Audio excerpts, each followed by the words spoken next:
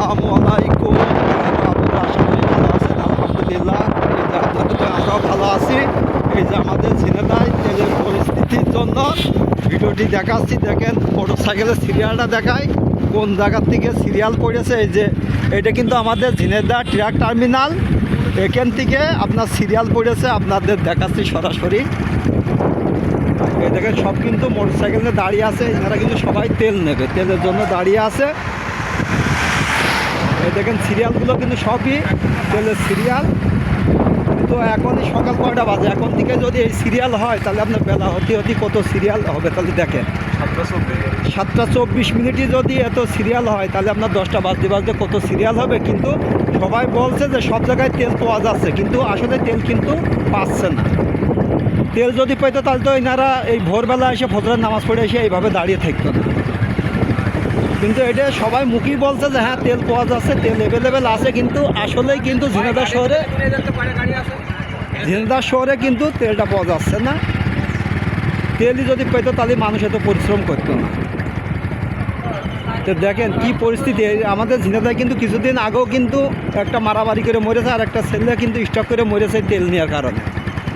কিন্তু আজ তেলের জন্য মানুষ দেখেন কত সিরিয়ালে দাঁড়িয়ে আছে, কত ভোগান্তির ভিতরে আছে।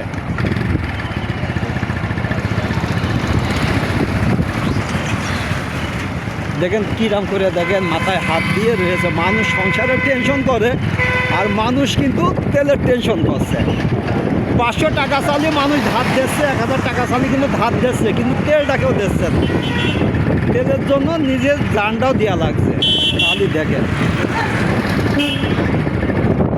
তেলের জন্য কিন্তু নিজের জানটাও মানুষের এখন চলে যাচ্ছে তেলের কারণে।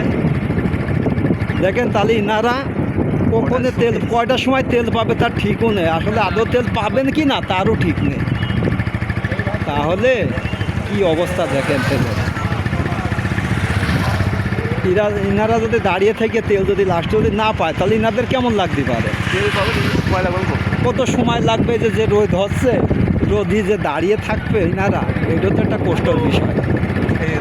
খেয়ে না খেয়ে কিন্তু ইনারা দাঁড়িয়ে আছে। আর সবাই বলছে যে ওরে তেলের কোনো অভাব নেই, তেল মানে খুব পরিমাণ মতো তেল আছে, তেল ঢোকছে তাহলে তেলটা যাচ্ছে কোথায়।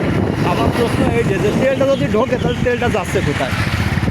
যদি তেল যদি ঢুকে থাকে তাহলে পাম্পের মালিকদের বলতে হবে যে এটা করলে তেল পাবে পাবলিক, সেটা করতেই হবে। কিন্তু পাবলিকের তো কষ্ট দিয়ে হয়রানি করে তো আর লাভ নেই। পাবলিকের কষ্ট দিয়ে কোনো লাভ আছে? আমরা যেখানেই যাচ্ছি সেখানেই তো আমাদের এই পাবলিকই কাজে লাগছে। আমাদের কিন্তু একটা জায়গায় যেতে হলে কিন্তু এই জনগণ নিয়ে আমাদের যাওয়া লাগছে। সে জনগণ যদি এইভাবে দুর্ভোগের ভিতরে থাকে তাহলে তো আর জনগণের তো আর চিন্তা তাহলে তো আর কেউই করছে না। পাম্পে তেলের অভাব নেই, জনগণ কিন্তু দাঁড়িয়ে আছে তেলের অভাবে। তাহলে তেলটা কই যাচ্ছে? তাহলে সেটা পাম্প মালিকদের দেখতে হবে, যেটা করলে পাবলিক তেল পাবে তাহলে সেই কাজটাই করতে হবে। জনগণের তো কষ্ট দিয়ে লাভ নেই। আমাদের কিন্তু এই জনগণই কিন্তু আমাদের সব। কোনোটা জায়গায় যেতে গেলে আমাকে কিন্তু এই জনগণই লাগছে। তাহলে সেই জনগণই যদি কষ্ট করে তাহলে তো আর কোনো লাভ নেই।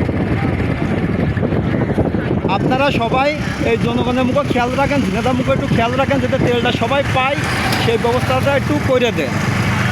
দেখা যাচ্ছে পাম্প মালিকরা হয়তো তেলটা স্টক করছে, তো স্টকটা যাতে না করতে পারে, যাতে পাবলিক সবাই তেল পায় সেই ব্যবস্থাটা করেন আপনারা। এই যে রাস্তার পারে যে গাড়ি ঘোড়াগুলো আছে এর জন্য একটা যন্ত্রটা তৈরি হচ্ছে না। রাস্তাঘাটে দেখেন যেভাবে ভিড় আছে, দেখা যাচ্ছে একটা অ্যাক্সিডেন্ট হইলে ড্রাইভার নেবে কিনা। দেখেন দুই পাশে যে লোক দাঁড়িয়ে আছে, একটা অ্যাক্সিডেন্ট হইলে ড্রাইভার নেবে কিনা? কেউ নেবে? ড্রাইভারটা কেউই নেবে না। যার সন্তান যাবে তারই যাবে। তাহলে এটা কেমন?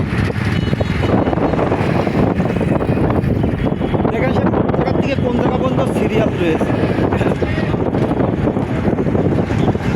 দেখেন এখানে হয়তো মোটর সাইকেল থেকে পাম্পের ভিতরে একটাও ভিড়ানো নেই। আসলে এটা তেল পাবে কি না তারও একটা বিষয় আছে।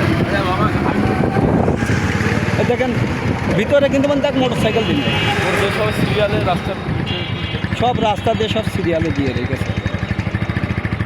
তো আমাদের ভিডিওটি কেমন লাগলো অবশ্যই কমেন্টে জানাবেন। আর ঝিনাইদহের পরিস্থিতি সকালকর এই ছিল। আল্লাহ হাফেজ।